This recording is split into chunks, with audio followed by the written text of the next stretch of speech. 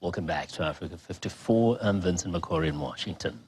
Now, a group of concerned Zimbabweans has started an anti-alcohol and drug campaign targeting communities in which unemployed young people resort to drinking and using narcotics to alleviate the stress of not having work.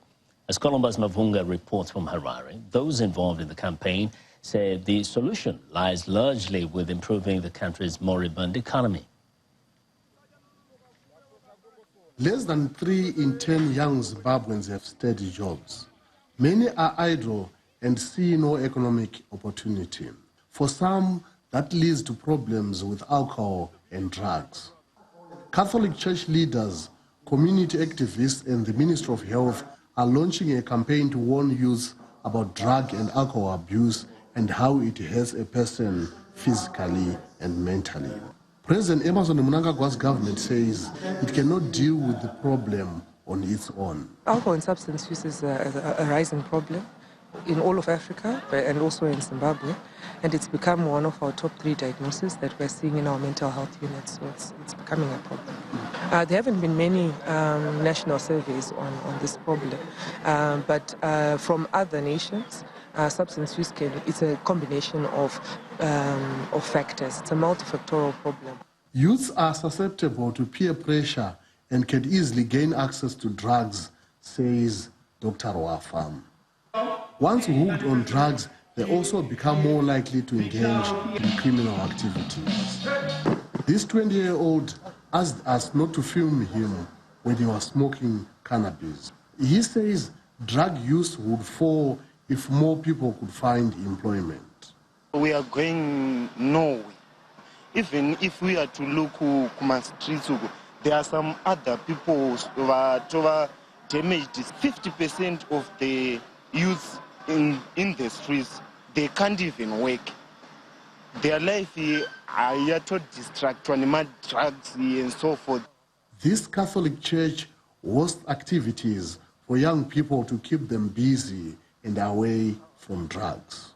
Within our hall, the way it is structured, upstairs we are creating what we call a study center for the young people. We are finishing it. Then we have the computers.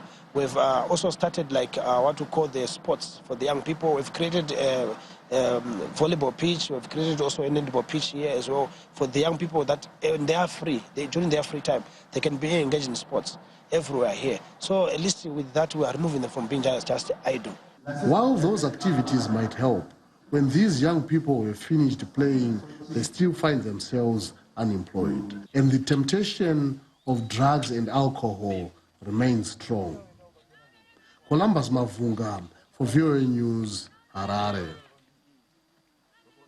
Senegalese fashion designer Sophie Zinga, who sees gaps in the small to medium enterprises space as an opportunity to make an impact, is now training young entrepreneurs in the creative industry, drawing from her experiences from other countries around the world.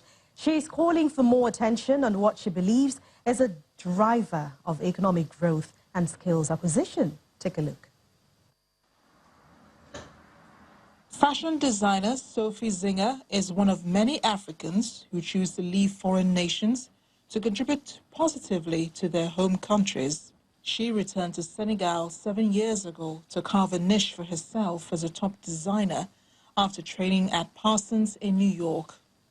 A year after launching her label in 2012, Zinga opened an atelier in the capital Dakar, from where she designed collections showcased in Milan, Johannesburg, Paris, New York, and Lagos. Because I've traveled a lot around the world and I kind of have a different background as a Senegalese designer who grew up and was born and raised here. So I kind of take along different influences with me along my creative process. So feminine, strong, bold, minimalistic, and African. Born in Dakar and raised in parts of Africa, the Caribbean, and the United States, Zinga says the exposure influenced her style. Zinga believes she returned to Senegal at a time when African fashion is gaining recognition globally. However, she recognizes poor patronage due in part to shortage of skills and quality training. She believes the government has not done enough to promote and support the creative industries. Her solution to the problem is a free school, the Dakar Design Hub, with which she aims to fill the gap in education and training. The African Development Bank said in a report published in 2017 that the fashion and garment industry represented a potential 15.5 billion euros industry in Africa over the next 5 years if properly financed and exploited. The Senegal of tomorrow that I want to see is a much bigger middle class. You know, less divide between very rich and poor, a better economy, stronger national companies, you know, more balance in women and men, you know, people, much more hope, greater energy. Yeah, those are my hopes for Senegal.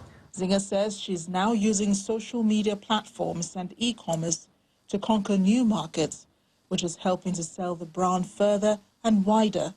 The world is changing, she says, and it's time for Senegal to change with it.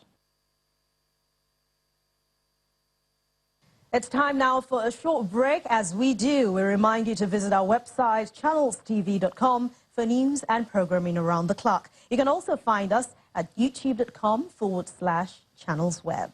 Still to come, one of the oldest traditions in Africa has been reborn and revived at a festival in Nairobi, Kenya. That story after the break.